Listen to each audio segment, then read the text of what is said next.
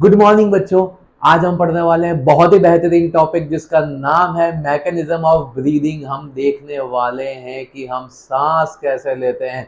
यूं तो हम हर रोज हर घड़ी हर सेकंड जो है सांस लेते हैं, लेकिन क्या आपने कभी सोचा है कि ये जो ब्रीद है, ये जो सांस है, हम कैसे लेते हैं? क्या मैकेनिज्म छिपा होता है इस पूरी सांस के पीछे? एक एक सांस पे बहुत ही जो है बढ़िया मैकेनिज्म छिपा होता है। वही हम देखने वाले हैं इस टॉपिक में, जिसका नाम क्या है बच्चों?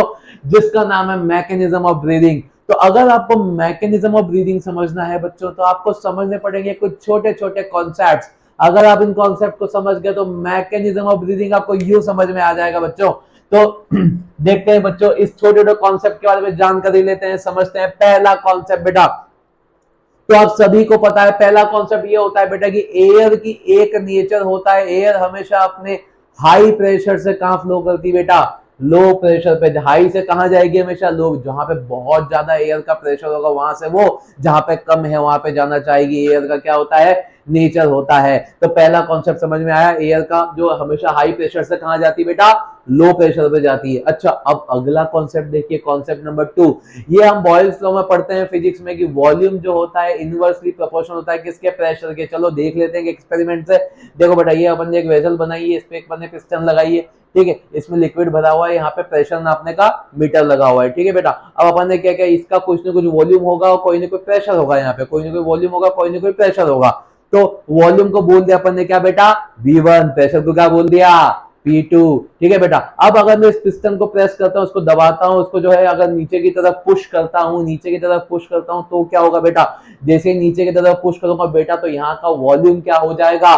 कम हो जाएगा। वॉल्यूम क्या हो जाएगा बेटा? कम हो जाएगा। और वॉल्यूम कम होगा, प्रेशर बढ़ेगा। वॉल्यूम कम होगा तो प्रेशर बढ़ेगा। प्रेशर बढ़ेगा तो यहाँ पे प्रेशर क्या होगा बेटा? बढ़ जाएगा। देखो यहाँ पे वॉल्यूम कम हो चुका है, इसका V2 जो है, इसके वॉल्यूम को मान लिया अपन ने V2, इसके प्रेशर को मान लिया P2। तो आपको पता है V1 ज्यादा है कि V2 ज्यादा है? ऑब्वियस सी बात है, जो है V1 जो है ज्यादा होगा किससे? V2 से। तो बताइए फिर प्रेशर किसका ज्यादा होगा? P2 या P1? तो प्रेशर ज्यादा होगा P2 का, किससे? P1 से। तो ये कॉन्सेप्ट हमें समझ में आना चाहिए कि हमेशा जब भी हम वॉल्यूम को बढ़ाएंगे तो प्रेशर कम होगा, वॉल्यूम को जो है घटाएंगे तो प्रेशर बढ़ेगा। ये कॉन्सेप्ट आपको इसमें बहुत याद रखना जरूरी है बच्चों, क्योंकि ये वॉल्यूम जो होता है किसके इनवर्सली प्रोपोर्शनल होता है? किसके बेटा? प्रेशर के इनवर्सली प्रोपोर्शनल होता है। ठीक है, अब अगला कॉन्सेप्ट देखने वाले बेटा, ध्यान से सुनिएगा, बड़ा शानदार कॉन्सेप्ट है जिसको क्या बोलते हैं? बलून इन बलून कॉन्सेप्ट। अच्छा, मैंने एक बलून लिया, उस बलून को किसी और बलून के अंदर रख दिया और बढ़िया से बांध दिया। अब जो अंदर वाला बलून है इसको मैं टच नहीं कर सकता हूं। बस मैं टच किसको कर सकता हूं? बाहर वाला जो ब्लैक कलर का बलून दिख रहा है, इसको क्या कर सकता हूं? मैं टच कर सकता हूं बेटा। तो अब ये देखो, ये एक बलून है, ये भी एक बलून है। अगर मैं बाहर वाले बलून को प्रेस करूंगा, मैं बाहर वाले बलून को प्रेस करूंगा, तो ऑब्वियसली बात है इस बलून का वॉल्यूम क्या होगा बेटा? कम होगा। तो अंदर का प्रेशर क्या होगा? बढ़ जाएगा। तो अंदर वाले बलून पे पड़ने वाला प्रेशर भी क्या होगा बेटा? बढ़ जाएगा। तो अंदर वाले बलून का वॉल्यूम भी क्या हो जाएगा बेटा? कम हो जाएगा। अगर मैं कंप्रेस करूंगा तो अंदर वाला बलून भी क्या होगा बेटा? कंप्रेस होगा। बिना उसको टच किए मैंने क्या कर दिया? उसको भी कंप्रेस कर दिया। चलो इसका वाइस वर्सा देखते हैं बेटा। अगर मैंने इसको क्या किया? स्ट्रेच किया। क्या किया बेटा? स्ट्रेच किया। तो ऑब्वियसली बात है वॉल्यूम बढ़ा रहा हूं, तो ऑब्वियसली तो प्रेशर क्या होगा? कम। तो अंदर वाला बलून भी क्या करेगा? एक्सपैंड करेगा, थोड़ा सा एक्सपैंड करेगा। तो यही जो है बेटा, ये कॉन्सेप्ट याद रखना में जो है बहुत ज्यादा जरूरी है। ठीक है बेटा। अब अगला कॉन्सेप्ट देखते हैं मसल का। चलो मसल के बारे में जान लेते हैं। ये है हमारी पूरा थोरेसिक केज। क्या है बेटा? पूरा थोरेसिक केज, जिसके अंदर क्या प्रेजेंट है? सबसे इंपॉर्टेंट ब्रीदिंग ऑर्गन, जिसका नाम क्या है? लंग्स। लंग्स प्रेजेंट है किस बेटा? थोरेसिक कैविटी में। क्या बोलते हैं उसको? Thoracic cavity. ये जो ब्लैक कलर की मसल दिख रही है, इसका नाम होता है बेटा डायफ्राम। इसको क्या बोलेंगे? डायफ्राम। सबसे इंपॉर्टेंट मसल है ब्रीदिंग की, इसको क्या बोलेंगे? डोम शेप की मसल, इसको क्या बोलेंगे बेटा? डायफ्राम बोलेंगे। तो ध्यान से देखिए बेटा, ध्यान से क्या देखेंगे? मसल का कॉन्सेप्ट समझेंगे। क्या समझेंगे बेटा?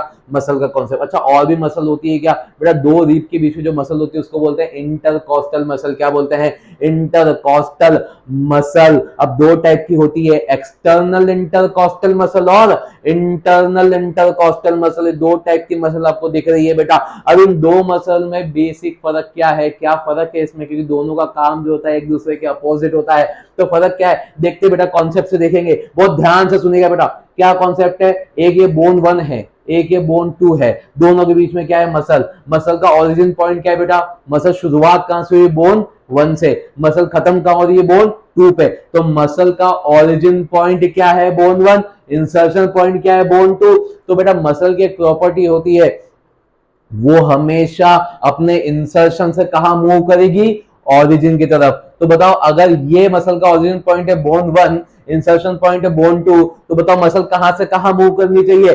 तो मसल जो होगी बेटा वो मूव करेगी कहां से कहां तक, वो बोन 2 को कहां लेके जाएगी, बोन 1 को लेके जाएगी, क्योंकि मसल मूव करती है हमेशा अपने इंसर्शन से ओरिजिन की तरफ बेटा। तो देख लेते हैं, एक मसल है एक्सटर्नल इंटरकोस्टल मसल, इसका ओरिजिन होता है अपर रिब, इसका इंसर्शन होता है लोअर रिब। तो बताओ ये कौन सी रिब को कहां लेके जाएगी, अरे बिल्कुल सही बता दे होंगे आप, ये क्या करेगी, जो रिब केज को अपलिफ्ट करेगी, क्या करेगी, रिब केज को ऊपर उठाएगी, क्योंकि लोअर रिब को कहां लेके जाएगी, अपर रिब की तरफ। ऐसे रिब केज को क्या करेगी, अपलिफ्ट करेगी। अच्छा एक मसल है इंटरनल इंटरकोस्टल मसल, इसका ओरिजिन पॉइंट लोअर रिब, इसका इंसर्शन पॉइंट अपर रिब। तो बताइए रिब केज को कहां मूव करेगी, ये डाउनवर्ड मूव करेगी, क्योंकि ये अपर रिब को कहां खींचेगी, लोअर रिब की तरफ। रिब केज कैसा होगा, डाउनवर्ड। मतलब अगर ईआईसीएम वर्क करिए तो रिब केज उठ रहा है, अगर आईआईसीएम वर्क करिए तो रिब केज नीचे बैठ जाएगा। ठीक है, तो दो मसल को क्या बोलते हैं, इंटरकोस्टल मसल बोलते हैं। ये इसका बोन 1 है, ये बोन 2 है। ठीक है बेटा, तो ये कौन सा भी स्टर्नम बोन है, ये आपकी थोरेसिक कैविटी है, आपकी क्या है बेटा, लंग्स के अंदर वाली पल्मोनरी कैविटी। ये मसल क्या है, डायफ्राम। ये बात करो डायफ्राम की, ये ले लिया डायफ्राम, ठीक है, डोम शेप की मसल है।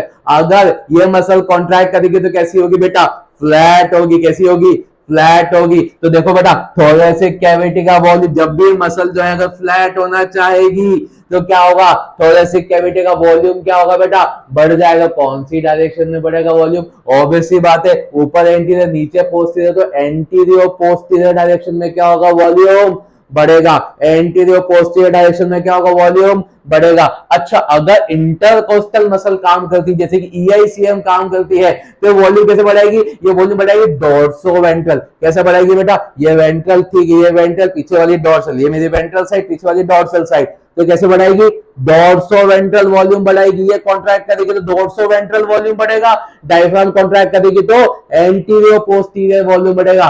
क्या है कॉन्सेप्ट आपको समझ में आया बेटा, ठीक है। हाँ जी बच्चों, तो इससे पहले अपन ने कॉन्सेप्ट सारे समझ लिए थे, हमने सारे के सारे कॉन्सेप्ट जान लिए थे। अब हम जानने वाले हैं बेटा असली मैकेनिज्म ऑफ ब्रीदिंग की, क्या होता है इस एक सांस में, क्या क्या हो जाता है। तो बेटा ब्रीदिंग के दो मेन प्रोसेस होते हैं, कौन कौन से, एक तो सांस अंदर लेना जिसको बोलते हैं इंस्पिरेशन, एक सांस बाहर छोड़ना इसको बोलते हैं एक्सपीरेशन। सांस अंदर लेना इंस्पिरेशन, बाहर छोड़ना एक्सपीरेशन। तो दो प्रोसेस होते हैं, एक तो होता है इंस्पिरेशन, एक होता है एक्सपीरेशन। इंस्पिरेशन में इनहेल ऑफ एयर मतलब हवा अंदर ली जाती है, एक्सपीरेशन में एक्सहेल ऑफ एयर मतलब हवा बाहर छोड़ी जाती है। तो बेटा जो इंस्पिरेशन होता है वो 2 सेकंड का होता है, मतलब नॉर्मली जब आप ब्रीद कर रहे हो तो आप 2 सेकंड तक हवा अंदर लोगे, और एक्सपिरेशन होता है बेटा 3 सेकंड का, मतलब अगर आप नॉर्मली ब्रीद कर रहे हो तो आप 3 सेकंड तक हवा बाहर छोड़ोगे। टोटल 5 सेकंड की आपकी ब्रीदिंग हो गई बेटा, इसमें इंस्पिरेशन भी आ गया और एक्सपिरेशन भी आ गया। तो कैलकुलेट कीजिए कि 1 मिनट में हम कितनी बार ब्रीथ करते होंगे नॉर्मली, तो जनरली आंसर आएगा 12 से लेकर 18 बार हम ब्रीथ करते हैं 1 मिनट में। ठीक है बेटा, तो देखते हैं अब एक एक प्रोसेस को डिटेल में देखेंगे बेटा। तो पहले देखने वाले इंस्पिरेशन। इंस्पिरेशन बेटा एक एक्टिव प्रोसेस है, मतलब इसमें एनर्जी खर्च होगी, एनर्जी का एक्सपेंस होगा। क्यों होगा वो देखते हैं बेटा कैसे होगा, क्योंकि इसमें 2 मसल काम करती है, एक तो होती है हमारी डायफ्राम जो कि डोम शेप की मसल है, एक होती है ईआईसीएम एक्सटर्नल इंटरकोस्टल मसल। बेटा जो डायफ्राम होती है वो डोम शेप की मसल होती है, अगर ये कॉन्ट्रैक्ट करेगी बेटा, अगर ये कॉन्ट्रैक्ट करेगी तो एनर्जी खर्च होगी, ईआईसीएम कॉन्ट्रैक्ट करेगी तो भी एनर्जी खर्च होगी। सिग्नल कहां से आएगा, ब्रेन से। तो स्टार्ट करते हैं कि ठीक है, सबसे पहले ब्रेन से सिग्नल आया, सांस लेनी है, ठीक है, डायफ्राम को मिला, ईआईसीएम को, डायफ्राम ने किया कॉन्ट्रैक्ट। डायफ्राम अगर कॉन्ट्रैक्ट करेगा बेटा तो वॉल्यूम कैसे बढ़ेगा, एंटीरियर पोस्टीरियर एक्सिस में। ठीक है, ईआईसीएम ने भी किया कॉन्ट्रैक्ट, ठीक है। अब EICM कॉन्ट्रैक्ट करेगी तो वॉल्यूम कैसा बढ़ेगा बेटा, डॉर्सोवेंट्रल एक्सिस में। तो बेटा डायफ्राम के कॉन्ट्रैक्शन जो है इससे 75% डायफ्राम का इन्वॉल्वमेंट होता है इंस्पिरेशन में, 25% किसका होता है, EICM का नॉर्मल ह्यूमन में। ठीक है, बात करते हैं डायफ्राम ने कॉन्ट्रैक्ट किया तो एंटीरियर पोस्टीरियर एक्सिस में वॉल्यूम बढ़ा, EICM ने कॉन्ट्रैक्ट किया तो डोर्सोवेंट्रल एक्सिस में वॉल्यूम बढ़ा। ठीक है बेटा, तो अब वॉल्यूम बढ़ रहा है, किसका वॉल्यूम बढ़ रहा है, थोरेसिक कैविटी का, जहां पर लंग्स प्रेजेंट है उस कैविटी का वॉल्यूम क्या हो रहा है बेटा, बढ़ रहा है। जैसे कि वॉल्यूम बढ़ रहा है एंटीरियर पोस्टीरियर एक्सिस में भी, डोर्सोवेंट्रल एक्सिस में भी वॉल्यूम बढ़ रहा है, तो इंट्राथोरेसिक वॉल्यूम क्या हो रहा है बेटा, बढ़ रहा है। अगर दोनों मसल कॉन्ट्रैक्ट कर रही है तो इंट्राथोरेसिक वॉल्यूम क्या हो रहा है बेटा, बढ़ रहा है। और आपको पता है कि जब इंट्राथोरेसिक वॉल्यूम बढ़ेगा तो ऑब्वियसली थोरेसिक कैविटी का प्रेशर क्या होगा बेटा, कम होगा। तो जाके क्या होगा, बलून बलून कॉन्सेप्ट याद करो, बाहर वाले को स्ट्रेच किया था तो अंदर वाले का भी क्या हुआ था, एक्सपेंशन हुआ था। तो इंट्राथोरेसिक वॉल्यूम बढ़ेगा, थोरेसिक कैविटी का वॉल्यूम बढ़ेगा बेटा, तो पल्मोनरी कैविटी का भी वॉल्यूम क्या होगा बेटा, बढ़ेगा। तो लंग्स के अंदर की जो कैविटी पल्मोनरी कैविटी उसका वॉल्यूम भी क्या होगा बेटा, बढ़ेगा। अच्छा, अब इंट्रा पल्मोनरी वॉल्यूम भी क्या हो रहा है, बढ़ रहा है। तो लंग्स के अंदर का प्रेशर, लंग्स के अंदर का प्रेशर क्या होगा, इंट्रा पल्मोनरी प्रेशर क्या होगा बेटा, कम हो जाएगा। इंट्रा पल्मोनरी प्रेशर क्या हो जाएगा, कम। इससे कम जो एटमॉस्फेयर में प्रेशर है हमारे लंग्स के अंदर का प्रेशर, उससे भी क्या हो जाएगा बेटा, कम हो जाएगा। और हमारे लंग्स के अंदर का प्रेशर का एटमॉस्फेयर से भी कम हो गया। तो आप तो एयर का नेचर जानते हो, एयर हाई प्रेशर से लो प्रेशर की तरफ मूव करती है। तो एयर यहाँ पे कहां से कहां मूव करेगी बेटा, एटमॉस्फेयर से लंग्स की तरफ मूव करेगी। तो एटमॉस्फेयर से लंग्स की तरफ मूव करती कौन बेटा, हमारी एयर। तो इंट्रा पल्मोनरी प्रेशर अगर एटमॉस्फेरिक प्रेशर से कम हो गया तो एयर का मूवमेंट कहां होगा, एटमॉस्फेयर से लंग्स की तरफ। मतलब इंस्पिरेशन कंप्लीट हो चुका है, दोनों मसल का रोल हुआ है इसमें। इंट्राथोरेसिक वॉल्यूम बढ़ा तो इंट्रापल्मोनरी वॉल्यूम भी बढ़ा, तो इंट्रापल्मोनरी प्रेशर क्या हुआ, कम हुआ। किससे कम हो गया, एटमॉस्फेयर से कम हो गया। तो एयर का मूवमेंट क्या हुआ, एटमॉस्फेयर से लंग्स की तरफ। ये एक्टिव प्रोसेस में एनर्जी खर्च होती है, 2 सेकंड की होती है। ठीक है बेटा, अब इंस्पिरेशन कर चुके हो तो अब क्या करने वाले हो, एक्सपिरेशन भी तो करोगे, सांस अंदर लेके थोड़ी बैठे रहोगे, एक्सपिरेशन भी करेंगे। तो एक्सपिरेशन 3 सेकंड का प्रोसेस है, इसमें एनर्जी खर्च नहीं होती। क्यों नहीं होती बेटा, क्योंकि मसल को कॉन्ट्रैक्ट करवाने में एनर्जी लग रही है, रिलैक्स तो वो अपने आप ही हो जाएगी, अपनी जगह पे खुद ब खुद आ जाएगी। जब कॉन्ट्रैक्शन के सिग्नल नहीं जाएंगे तो ऑटोमेटिकली वो क्या करेगी, रिलैक्स करेगी। तो इसलिए क्या है बेटा, पैसिव प्रोसेस है मसल, इसमें भी कौन काम करेगी, डायफ्राम एंड EICM दोनों क्या करेगी, रिलैक्स करेगी। तो डायफ्राम वापस से डोम शेप की हो जाएगी, EICM वापस अपनी जगह पे आ जाएगी। तो एंटीरियर पोस्टीरियर एक्सिस का वॉल्यूम क्या होगा बेटा, अब एंटीरियर पोस्टीरियर एक्सिस का वॉल्यूम भी कम पड़ेगा, डोर्सोवेंट्रल एक्सिस का वॉल्यूम भी क्या पड़ेगा बेटा, कम पड़ेगा। तो इंट्राथोरेसिक वॉल्यूम क्या होगा, कम पड़ेगा। तो इंट्रापल्मोनरी वॉल्यूम भी क्या होगा बेटा, कम पड़ेगा। तो बेटा अब इंट्रापल्मोनरी प्रेशर जो है वो क्या होगा, वॉल्यूम कम पड़ रहा है तो प्रेशर बढ़ना चाहिए, प्रेशर क्या होगा बेटा, बढ़ जाएगा। किससे ज्यादा हो जाएगा, एटमॉस्फेयर से भी क्या हो जाएगा बेटा, ज्यादा हो जाएगा प्रेशर। कौन सा, intrapulmonary pressure. That's why air कहां से कहां फ्लो करेगी, लंग से लेके फ्लो करेगी एयर, कहां पे, एनवायरमेंट में। लंग से कहां चल जाएगी, जो फेफड़ों से हवा कहां चली जाएगी बेटा, एटमॉस्फेयर में चली जाएगी।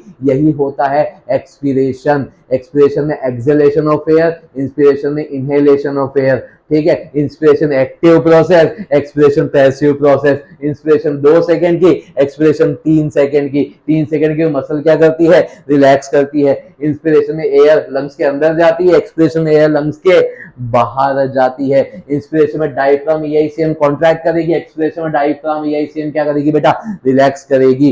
तो पहले वॉल्यूम बढ़ेगा या वॉल्यूम कम होगा, उसके बाद प्रेशर में फर्क आएगा। तो हम कैसी ब्रीदिंग कर रहे हैं, हम नेगेटिव ब्रीदिंग कर रहे हैं, क्योंकि हम अपने लंग्स के अंदर का प्रेशर कम करके एयर को सक कर रहे हैं बाहर से अंदर की तरफ। तो ये कौन सी होती है बेटा, नेगेटिव प्रेशर ब्रीदिंग होती है। हम अपने लंग्स का प्रेशर कम कर लेते हैं, जिसकी वजह से क्या होता है बेटा, एयर एटमॉस्फेयर से कहां जाती है, हमारे लंग्स के अंदर आ जाती है। तो ये प्रोसेस कहलाता है मैकेनिज्म ऑफ ब्रीदिंग। होपफुली आपको समझ में आया होगा। हम किससे नापते हैं, ये स्पाइरोमीटर से नापा जाता है सारे वॉल्यूम्स। ठीक है, तो होपफुली आपको बढ़िया से समझ में आ गया होगा। ठीक है, तो मिलते हैं अगले लेक्चर में एक नए कॉन्सेप्ट के साथ।